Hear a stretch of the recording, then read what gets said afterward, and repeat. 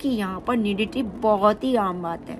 जो कपल रह रहे हैं उनके 3 बच्चे हैं और उनकी अभी तक शादी नहीं हुई। एक और कल्चरल शॉक मुझे सबसे बड़ा जो यहाँ पर देखने को मिला वो है यहाँ का ड्राइविंग। वो कहीं पर भी जेट स्प्रे नहीं मिलता।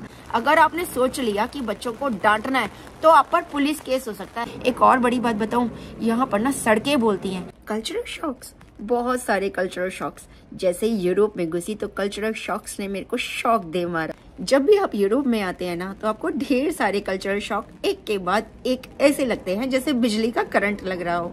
जैसे ही आप यूरोप में एंटर करते हैं तो आपको कहीं पर भी जेट स्प्रे नहीं मिलता, आपको पेपर रोल से काम चलाना पड़ता है। ये लोग इतने एडवांस हो गए, इतने आगे बढ़ गए, लेकिन जेट स्प्रे तक क्यों नहीं पहुंचे मेरी अभी तक समझ में नहीं आ रहा। बारिश हो रही है, यहाँ पर मौसम का कोई भरोसा नहीं। खासकर अगर लंदन में हैं आप तो यहाँ पर तो ना किसी भी समय आप घर से बाहर निकले आपको अपने साथ छाता और जैकेट लेकर जानी पड़ेगी। सुबह अगर वेदर रिपोर्ट आपकी 13 डिग्री टेम्परेचर दिखा रही है तो दोपहर को वो 18 या 19 हो जाता है और फिर शाम आते आते 2 डिग्री भी होते हुए देने लगती। और सबसे बड़ी बात बताऊं यहाँ पर क्या है, यहाँ पर ना कहीं पर भी ना तो पंखे होते हैं और ना ही एयर कंडीशन। लेकिन हाँ, यहाँ पर गर्मियाँ कम पड़ती हैं मैं मानती हूँ, लेकिन जब गर्मी पड़ती है तो अच्छी वाली गर्मी पड़ती है, तब ऐसा मन करता है कि कोई पंखा खोल दे। खासकर जब आप कहीं से काम करके घर आते हैं ना और थके हुए होते हैं, पैदल चल कर आ रहे होते हैं, तो आपको लगता है कि पंखा होना चाहिए, चाहे 5 मिनट के लिए खुल जाए। एकदम से स्विच बोर्ड के ऊपर हाथ जाता है और ध्यान आता है कि अरे यार यहाँ तो पंखा ही नहीं है, एसी पंखा बिल्कुल भी नहीं है यहाँ यूरोप में। एक और बात बताऊं, आप जब घर से निकलते हैं, बीच के लिए जाते हैं या कहीं कैनाल पर जाते हैं ना, तो आप सब चीज़ों के लिए तैयार रहिए। अगर आप बच्चों को साथ लेकर जा रहे हैं तब तो खास कर तैयार रहिए, क्योंकि यहाँ पर न्यूडिटी बहुत ही आम बात है। पूरी तरह न्यूड होकर लोग बाग स्विमिंग कर रहे होते हैं और कोई उनको कुछ नहीं होता, मतलब उनको कोई फर्क नहीं पड़ता इस बात से। उनके लिए ये बहुत ही नॉर्मल सी बात है, उनका कल्चर ही ऐसा है। लेकिन अगर आप अपनी फैमिली के साथ जा रहे हैं, स्पेशली अगर बच्चों के साथ जा रहे हैं, तो इस बात पर आपको एक बहुत बड़ा शॉक लग सकता है। सबसे बड़ा शॉक तो मुझे तब लगा जब मुझे यहाँ पर पता लगा कि जो कपल रह रहे हैं उनके 3 बच्चे हैं और उनकी अभी तक शादी नहीं हुई। और ये बहुत ही आम बात है यहाँ पर, मतलब लिव इन में रहते हैं लोग बाग, उनके बच्चे होते हैं और वो लीगल होते हैं उनके बच्चे, लेकिन उनकी शादी नहीं हुई होती। लिव इन में रहने का कल्चर यहाँ पर इतना ज़्यादा है कि अगर आप किसी से पूछिए आर यू मैरिड, तो वो आपको ऐसे देखता है कि आप उसको लग जाता है कि हाँ आप तो भाई विलेज से ही आए हैं, आप तो यहाँ पर लंदन वाले तो लग नहीं रहे हैं। अगर आप 1-2 साल भी लंदन रह लिए तो आपको इसकी तो आदत पड़ जाएगी। तो शुरू में जब भी आप यूरोप आते हैं तो आपको ये वाला शॉक तो लगने वाला है। ये वाला शॉक मुझे लंदन में लगा था सबसे पहले, फिर तो यूरोप के हर कंट्री में मुझे इसकी आदत पड़ गई। और ये बात ना लिव इन में रहने का जो कल्चर है ये सिर्फ लंदन में नहीं है, यूरोप के हर देश में है। फ्रांस में गई वहां पर भी है, इटली में गई वहां पर भी है, मतलब हर यूरोपियन कंट्री में यहाँ पर लिव इन में रहने का बहुत बड़ा कल्चर है। तो हमारे लिए अजीब है, उनके लिए बहुत ही नॉर्मल बात है। एक और बात बताऊं, यूरोप की बहुत सारी कंट्रीज में अगर आप हील पहनने के शौकीन हैं, यानी कि आपको हाई हील पसंद है, आप रोड पर चलना चाहते हैं, तो यहाँ पर नहीं पहन सकते, क्योंकि यहाँ पर ना पेबल रोड होते हैं। मैं एक बार पेरिस में हील पहनकर निकल गई, बहुत मन कर रहा था, अच्छी ड्रेस पहनी हुई थी, उसके साथ हाई हील पहनने का मन कराया, मैंने पहन ली। और आप यकीन नहीं करेंगे, जब मैं शाम को वापस आई तो मेरे पैर में मोटे मोटे छाले थे, क्योंकि वहां पर ना वो गोल गोल पत्थर लगी हुई रोड होती है, काला पत्थर लगा होता है, छोटा छोटा और बड़ा फिसलना होता है। और अगर आप उस पर हील का जूता चप्पल पहन कर चले गए ना, तो या तो आपको अपनी हील्स को हाथ में उठाकर घूमना पड़ेगा, या तो फिर आपके पैरों में मोटे मोटे छाले हो जाएंगे। तो इस बात का ध्यान रखें। लेकिन हाँ, कुछ कंट्रीज ऐसी हैं, जैसे लंदन जैसी सिटी ऐसी है जहाँ पर आप हील पहनकर घूम सकते हैं। लेकिन यूरोप की बहुत सारी कंट्रीज में आपको हील पहनने से पहले एक बार वहाँ की रोड्स देखनी चाहिए। अगर पेबल रोड है तो बिल्कुल भी आप हाई हील ना पहने। जो वहाँ के लोकल होते हैं और हाई हील पहनकर घूम लेते हैं, पता नहीं वो लोग कैसे घूम लेते हैं, मुझे तो समझ में नहीं आया। मेरे तो पैर में छाले पड़ गए भाई। लेकिन हो सकता है उन लोगों को आदत पड़ गई हो। लेकिन आप अगर ये कोशिश कीजिएगा तो अपने साथ स्लीपर्स जरूर रखिएगा अपने बैग में, या फिर हाथ में उठाकर घूम लीजिएगा, क्योंकि इनकी रोड इतनी ज़्यादा साफ सुथरी होती है, कोई फर्क नहीं पड़ता अगर आप नंगे पैर भी घूमे तो उसमें भी आपको एक मजा ही आने वाला है, क्योंकि गर्मी तो होती ही नहीं है, रोड पर पैर जलने का तो मतलब ही नहीं है। यूरोप की हर कंट्री में तो नहीं, लेकिन हाँ बहुत सारी कंट्री में आपको पीने का पानी खरीदना पड़ता है। बहुत ही अजीब लगा था मुझे जब मैं इंडिया से आई थी, क्योंकि हमारे यहाँ तो पानी की छबील लगाई जाती है और यहाँ पर पानी की एक 300 ml की बोतल खरीदने के लिए आपको 350 रुपए देने पड़ते हैं। तो मेरी तो सोचकर ही जान निकल गई। यहीं पर ही बात खत्म नहीं हुई, मुझे लगा मुझे वॉशरूम चाहिए और मैं वॉशरूम गई तो वहां पर भी मुझे 3 फ्रैंक देने पड़े। तो फ्रांस में तो खास कर अगर आपको वॉशरूम यूज करना है तो आपको 2 से 3 फ्रैंक देने ही पड़ेंगे और आपकी जेब से 200-300 रुपए की ऐसी तैसी हो जानी है। यानी कि आप पीने के लिए पहले पानी खरीदेंगे 300 रुपए का, उसके बाद आप टॉयलेट जाने के लिए 300 रुपए खर्च करेंगे। बस यहाँ तो आपकी वाट लग जानी है। शुरू में मेरे साथ ऐसा ही हुआ। फिर मेरे को लगा कि नहीं, पानी घर से लेकर चलो, पानी की बोतल साथ में लेकर चलो और थोड़ा थोड़ा करके पानी पियो जैसे वहाँ के लोकल लोग पीते हैं। एक घुट पानी पीते हैं, मुंह में रख लेते हैं, थोड़ी देर तक मुंह सूखता नहीं है, ज्यादा प्यास नहीं लगती और उसको धीरे धीरे निगलते हैं। इसलिए वॉशरूम जाने की भी जरूरत नहीं पड़ती, पानी भी कम लगता है और वहां पर इतनी गर्मी होती नहीं है तो ज्यादा प्यास नहीं लगती। तो पानी पीने से पहले 100 बार सोचे। ये बहुत बड़ी बात लगी मुझे यहाँ पर आने के लिए। लंदन में कई जगहों पर वॉशरूम फ्री है। अगर आप म्यूजियम्स वगैरह में जाते हैं या फिर ऑफिसेज में जाते हैं, मैकडोनल्ड्स वगैरह में जाते हैं तो फ्री है, या फिर और किसी कैफे में जाएं तो वहां से कुछ थोड़ा बहुत सामान ले लेते हैं तो आप वहां का वॉशरूम यूज कर सकते हैं। और पानी के भी जगह जगह टैप्स लगे हुए हैं, जगह जगह तो नहीं कह सकती लेकिन हाँ कुछ जगहों पर टैप्स लगे हुए हैं जहां पर से आप पानी पी सकते हैं। तो कुछ कंट्रीज में इस चीज की सहूलियत है और कुछ कंट्रीज में इस चीज की सहूलियत नहीं है। हाँ, यहाँ पर आप कुछ भी पहनकर, हाँ कुछ भी पहनकर या कुछ भी ना पहनकर भी रोड पर जा सकते हैं। बहुत सारी कंट्री में तो मैंने ऐसे लोग भी देखे हैं जो बिल्कुल भी कुछ भी पहने बिना भी बाहर निकलने से पहले कुछ ना सोचेंगे। ऐसा होता है। और इनरवेयर्स पहनकर तो मैंने बहुत सारी लड़कियों को बाहर निकलकर घूमते हुए देखा है। यहाँ तक कि अगर वो वॉक के लिए जाती हैं शाम को तो एक छोटी सी ब्रालेट या नीचे शॉर्ट्स, क्या एक छोटा सा अंडरवेयर टाइप होता है और वो वॉक करने के लिए या रनिंग करने के लिए निकल जाती हैं। तो और शाम का समय, शाम भी इन कंट्रीज में ना शाम भी रात के 10 बजे तक होती है क्योंकि सूरज ही नहीं छिपता है। रात के 10 बजे तक चांदना रहता है, दिन निकला रहता है। जैसे हमारे यहाँ शाम के 5 बजे तक रहता है ना, ऐसे यहाँ पर शाम के 10 बजे तक रहता है। तो रात को कोई भी डर नहीं है। अकेली लड़कियां मजे से रनिंग करने के लिए निकल जाती हैं क्योंकि ऑफिस से आती हैं 7-8 बजे, उसके बाद वो कुछ चाय वगैरह लेती हैं और उसके बाद रनिंग करने के लिए निकल जाती हैं। क्योंकि ना यहाँ पर लोग अपनी हेल्थ के लिए बहुत ज्यादा कॉन्शियस हैं। ये नहीं कि सुबह 6 बजे से रात के 8 बजे तक ऑफिस है तो एक्सक्यूज है कि भैया हमें तो टाइम नहीं मिलता, ऐसा कुछ नहीं है। यहाँ पर मैंने देखा 80 साल की आंटीज भी ना अपनी हेल्थ के लिए बहुत ज्यादा कॉन्शियस है। सिर्फ हेल्थ के लिए नहीं, वो फैशन के लिए भी बहुत ज्यादा कॉन्शियस है। मैचिंग ईयर रिंग्स होंगी। फ्रांस में, पेरिस में खासकर आईलाइनर तक यूज करते हुए देखा है। मतलब बिना आईलाइनर के कोई 13 साल की लड़की घर से बाहर नहीं निकलती है। तो लॉलिटा बोलते हैं वहां पर लड़कियों को। इस तरह उनका मतलब फन वे होता है बात करने का। और यहाँ पर तो अगर हम जरा सा भी मेकअप कर लेते हैं इंडिया में तो कहेंगे अरे यार लड़की को तेरी पड़ लग गए, अब तो इसकी शादी कर दे, ब्याह रचा दे, इसका नहीं तो उड़ जाएगी, तेरे हाथों से निकल जाएगी। और यहाँ पर तो फैशन की हद है। चाहे 80 साल की आंटी हो, चाहे 8 साल की लड़की, बिना फैशन रह ही नहीं सकती। मैंने ना जब मैं प्लेन से लंदन से पेरिस जा रही थी तो मेरे आगे वाली सीट पर एक छोटी सी बच्ची बैठी हुई थी, 6 साल की, 7 साल की होगी मुश्किल से वो। उसके साथ उसके पापा थे और वो लगातार अपने मोबाइल में जो वीडियो देख रही थी ना वो सारे ब्यूटी की थी, कैसे मेकअप करना चाहिए। और लड़की बार बार वही वीडियो देखी जा रही थी। बारिश तेज हो गई है, आपको शायद बारिश की आवाज भी आ रही होगी, लेकिन आपसे बात करते हुए ना मुझे बड़ा मजा आ रहा है। वो लड़की ना लगातार वीडियोस देखी जा रही थी। तो फैशन का यहाँ पर ना बहुत क्रेज है, छोटे छोटे बच्चों में भी। आप उनको देखेंगे वो हेयर स्टाइल ऐसा बनाएंगे कि हम नहीं बना सकते। वो फैशन इतना बढ़िया करते, हर चीज ना अपने मुताबिक करते हैं। एक और बड़ा कल्चरल शॉक मैं आपको बताऊं, यहाँ पर ना आप छोटे बच्चों को भी डांट नहीं सकते, मारना तो बहुत दूर की बात है। हमें याद है अगर हम जिद करते थे ना अपनी मम्मी के साथ कहीं बाजार जाते थे और हम कहते थे हमें ये दिला दो, तो 1-2 बार तो मम्मी समझाती थी, उसके बाद एक पड़ता था जोर से तमाचा। तो यहाँ तो ना बच्चों को डांट भी नहीं सकते।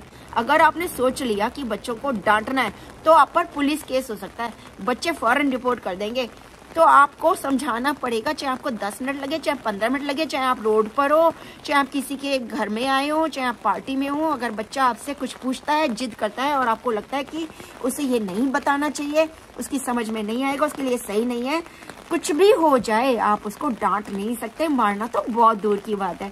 तो ये बहुत बड़ा कल्चरल शॉक है यहाँ पर। यहाँ पर ना घर से निकलने से पहले आप अपने बटुए में पैसे नहीं रखते। यहाँ पर हर जगह कार्ड चल जाते हैं, यानी कि ई मनी चल जाती है। तो आपको ये वरी नहीं करनी पड़ती, अरे यार मेरी जेब में छुट्टे तो है नहीं और मुझे बस में जाना है या मुझे टमाटर लाने हैं। तो मेरी जेब में छुट्टे पैसे नहीं, इस चीज की वरी करने की कोई जरूरत नहीं है। यहाँ पर छोटे से छोटा मूंगफली बेचने वाला भी होगा ना, तो आप उसको कार्ड से पेमेंट कर सकते हैं। यहाँ पर सबसे बड़ा कल्चर शॉक मुझे पता है क्या लगा, आपकी गलती हो या ना हो, आपको सॉरी कहने की आदत डाल लेनी पड़ेगी। क्योंकि ना यहाँ पर सॉरी कहने की इतनी आदत है। मैंने देखा एयरपोर्ट पे एक छोटे से बच्चे से मैं टकरा गई, पता नहीं उसकी गलती थी या मेरी गलती थी, लेकिन उसकी मम्मी आई भागी भागी और मुझे सॉरी सॉरी सॉरी सॉरी बोलने लगी। मैंने कहा कोई बात नहीं, छोटा बच्चा है, वो टकरा गया तो क्या फर्क पड़ता है, मैं हंस रही हूं, नहीं वो सॉरी सॉरी कही जा रही है, उस बच्चे को भी बोल रही है सॉरी बोलो। और बच्चा भी ना, उसको बोलना नहीं आता था, लेकिन अपनी भाषा में वो सॉरी बोल गया।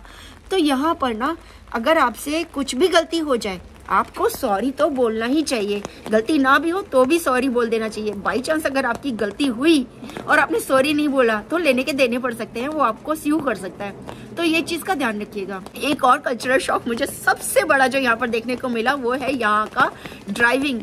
यहाँ पर जो गाड़ी चला रहा होता है, जैसे सपोज कि मैं चला रही हूँ या आप चला रहे हैं, कोई भी जो गाड़ी चला रहा है, उसे ये ध्यान रखना होता है कि अगर कोई पैदल जा रहा होता है और अगर रेड लाइट नहीं हुई है, ग्रीन लाइट है, तब भी अगर कोई पैदल वाला जा रहा है, गलती उसकी है, तो भी आपको गाड़ी रोक देनी चाहिए। मुंह पर स्माइल लाकर बोलना चाहिए कि पहले आप जाइए।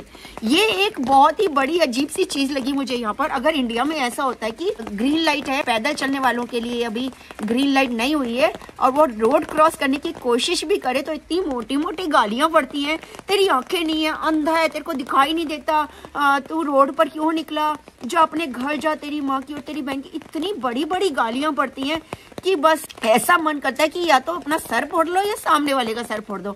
और यहाँ पर तो ना गाड़ी जो चलाते हैं ड्राइवर्स, वो पता नहीं क्या खाकर घर से निकलते हैं। मैं तो ना यहाँ पर गाड़ी चलाने की सोच भी नहीं सकती।